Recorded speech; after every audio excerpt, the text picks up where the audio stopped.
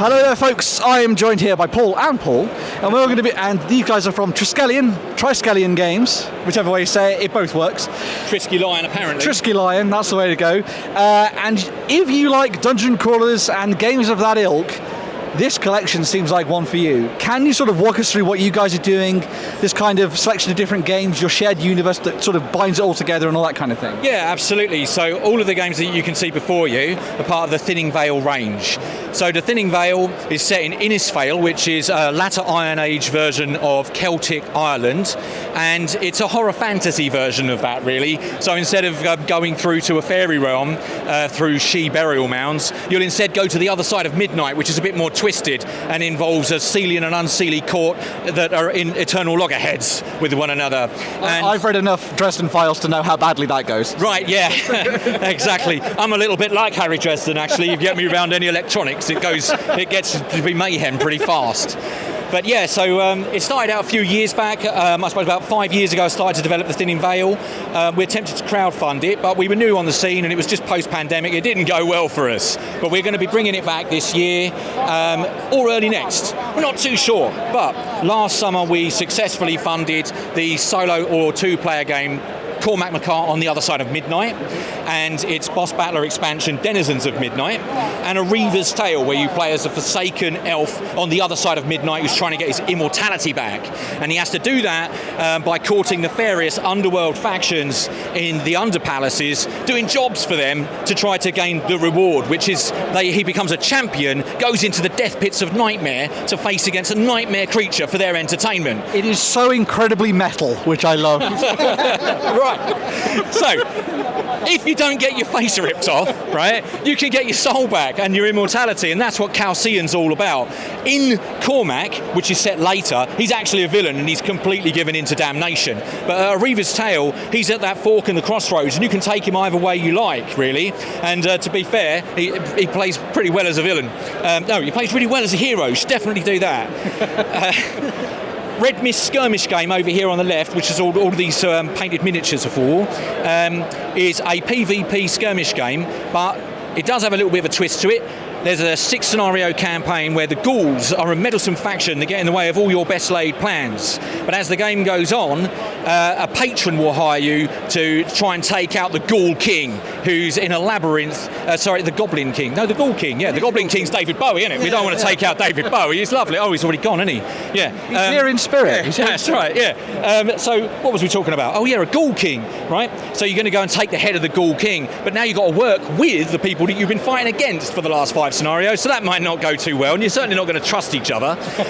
But you might make a pact, mightn't you, and go, well, we'll divvy up the reward afterwards, trust me, governor. And then you're going to go and take his head off. But there are also 3 grudge matches, which are a traditional PvP game, right? So in that, you're going to pit your wits up against your opponent, and it's really going to be who's the most skillful, isn't it, who wins that game? Or if you get diced by someone, you know, because you were definitely the better player, but, you know, those treacherous, fickle dice. Yeah. Well, my dice are always broken, so, yeah. They are, which actually helps. I've got quite a good win streak. Let's not mention that. It makes playtesting interesting. I see. Yeah. So that's Red Mist, a skirmish game. Whilst I was playing that in solo against the ghouls, I was having a really good time, and I thought, well, let's develop this as its own battle arena game where you've got heroes that can be leveled up, so you can get traits and talents and war cards and things like that.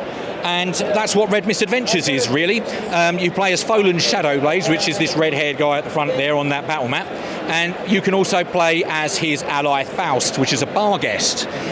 You can play it in 2-player as well, and as the game expands, there will be more heroes that you can unlock, or possibly kill, instead of unlocking them. But if you do want a 3rd player, probably best ally with them, But in that game, you're going to be playing across these battle arenas, which have got a connected arc, so they're all designed as 3-act plays, but you can unlock bonus scenarios, which expands on that. And then when new heroes come in, they get agenda cards, and those agenda cards give them a reason to be in every scenario that preceded it, which then changes up that, so you can play all of that content again in 3 or 4 player and so on.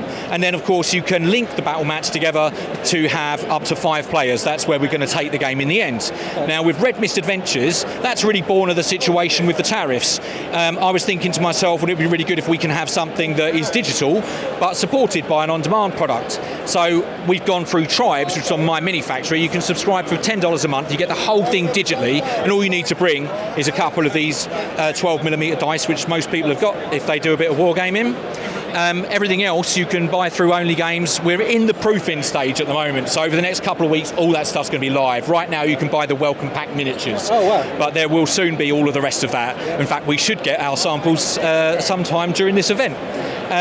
So that's Red Mist Adventures. Every month there's going to be more scenarios, more heroes, short stories. So in the first pack there's an 8,500 word short story which I wrote.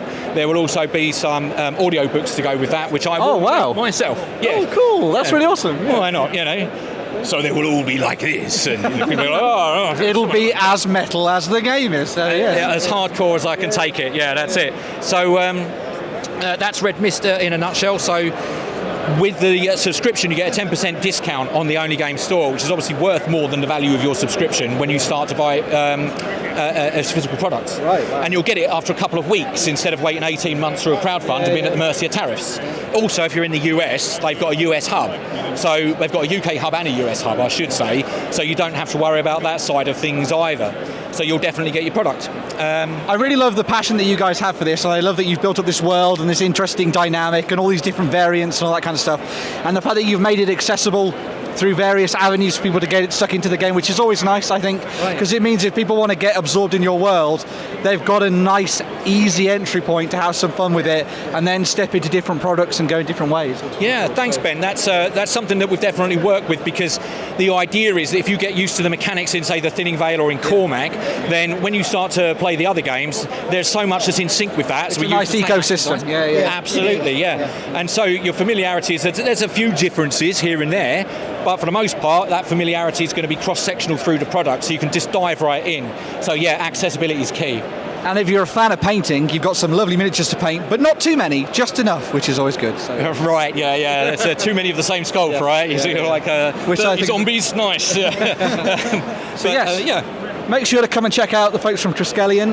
Are you guys going to be running demos and stuff here at the show? Absolutely, yeah. So Paul's going to be running Red Mist Adventures. I'll be running some Thinning Veil scenarios, possibly a bit of Red Mist Adventures as well. If people want to sit down and play a couple of rounds of Cormac, we've got that there as well.